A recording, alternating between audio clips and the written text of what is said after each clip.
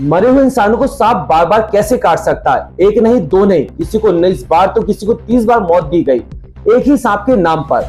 यह कोई horror film नहीं है, बल्कि मध्य प्रदेश का वो सरकारी दस्तावेजी ड्रामा है जिसने इंसानियत के साथ साथ सिस्टम की सच्चाई भी नंगा कर दी है। एमपी में 46 मृतकों के नाम पर उठाए गए 11.26 करोड़ रुपए और इस मुआवजे की माया में कैसे अधिकारी बन गए अरबपति सपेरे जैसे शातिर। आज एमपी टॉक चैनल पर खोलेंगे पूरा सच। मैं हूं भुवन शांतनु और आप देख रहे हैं वो रिपोर्ट जो आपको जगाएगी, क्योंकि इस बार सांप सिर्फ जहर नहीं बल्कि घोटाले का कागज भी छोड़ गया है। मैं हूं भुवन शांतनु और आप देख रहे हैं वो रिपोर्ट जो आपको जगाएगी, क्योंकि इस बार सांप सिर्फ जहर नहीं बल्कि घोटाले के कागज भी छोड़ गया है। मध्य प्रदेश को यूं ही सबसे अजब और गजब नहीं कहा जाता, यहाँ के घोटाले भी अजीब और गरीब होते हैं। हाल ही में चम्मच घोटाला, डाबर घोटाला और नगर निगम कचरा घोटाले के साथ साथ बिहार की तर्ज पर धन घोटाला चर्चा में आया था और अब सिवनी जिले में सर्पदंश घोटाला सामने आया, जिसने प्रशासनिक व्यवस्था की लापरवाही भ्रष्टाचार की पोल खोल दी है। इस घोटाले में 47 मृत व्यक्तियों के नाम पर बार बार फर्जी मृत्यु का दावा कर शासन की राशि का गबन किया गया। इस गबन की कुल राशि 11 करोड़ 26 लाख रुपए बताई जा रही है। इस घोटाले को एक नहीं बल्कि कई कर्मचारियों और अधिकारियों ने मिलकर किया।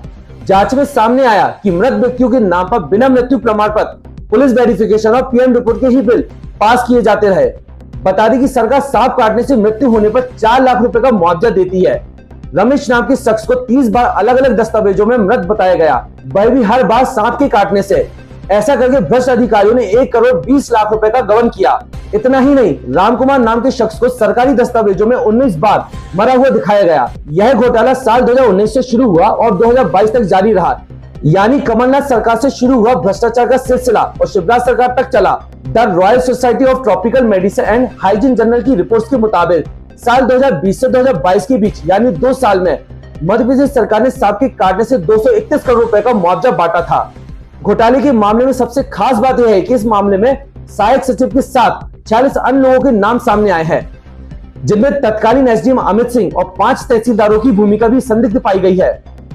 जांच के दौरान यह भी सामने आया कि इन अधिकारियों की आईडी और अधिकारियों का दुरुपयोग कर फर्जी दस्तावेज तैयार किए गए और उसी आधार पर कौशल्य स्तर से भुगतान भी पास हुआ। निजी खातों में भेजी गई राशि जांच अधिकारियों के मुताबिक वो आरोपी ने अपने परिवार, दोस्तों, जान पहचान वालों के खातों में राशि ट्रांसफर की। जांच रिपोर्ट में यह भी साफ हुआ कि शासन की राशि सीधे लाभार्थी खातों में न जाकर निजी खातों में पहुंचाई गई है। इससे साफ है कि यह गबन सुनियोजित और संगठित तरीके से किया गया। जबलपुर संभाग के वित्त विभाग की विशेष टीम द्वारा की गई जांच में यह खुलासा हुआ। घोटाले से प्रशासन की कार्यप्रणाली पर उठे सवाल, अभी तक पूरे मामले में सिर्फ एक ही गिरफ्तारी सहायक सचिव की हुई है, जबकि अन्य आरोपियों पर अब तक कोई कार्रवाई नहीं हुई है। इस घोटाले ने प्रशासन की आईएफएमएस प्रणाली, तहसील प्रशासन और जिला कौशल की कार्यप्रणाली पर सवाल खड़े कर दिए हैं। एक ही व्यक्ति को बार बार मरा हुआ दिखाकर फर्जी बिल पास होते रहे और 3 स्तरों पर होने वाले बिल वेरिफिकेशन के बावजूद किसी को संदेह तक नहीं हुआ। अब देखना होगा कि दोषी अधिकारियों पर कब तक ठोस कार्रवाई होती है और करोड़ों की सरकारी राशि की वसूली किस तरह की जाती है।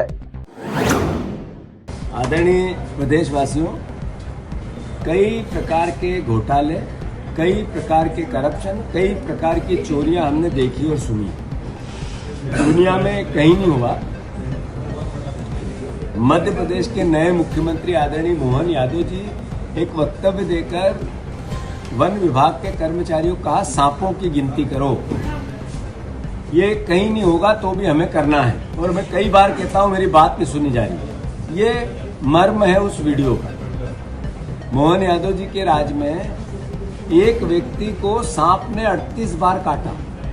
शिवनी का साथी हमारा, उसको 38 बार काटा और 38 बार के 4-4 लाख रुपए उसके नाम पर निकाल लिए। एक जिले में 11 करोड़ रुपए ऐसे सांप को काटने के सरकार ने डिस्पोजल किए। ये पैसा वही है जो कर्ज लेकर आप लोगों पे बोझ डाला जा रहा है, प्रदेश की जनता पर बोझ डाला जा रहा है। मध्य प्रदेश वासियों, कभी नहीं सुना कि सांप काटने का कोई घोटाला होता है। वो सिर्फ मध्य प्रदेश में एक जिले का 11 करोड़, तो 55 जिलों के कितने?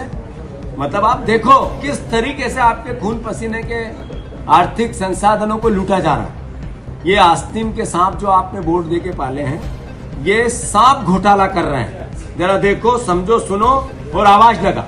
पोस्ट आपने किया है।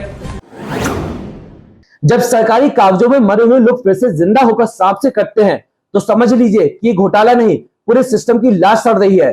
आज सवाल सिर्फ पैसों का नहीं, इंसानियत की कीमत का है। अब आप सोचिए, क्या बाकी सांप काट रहे हैं या फिर सिस्टम हमें डस रहा है?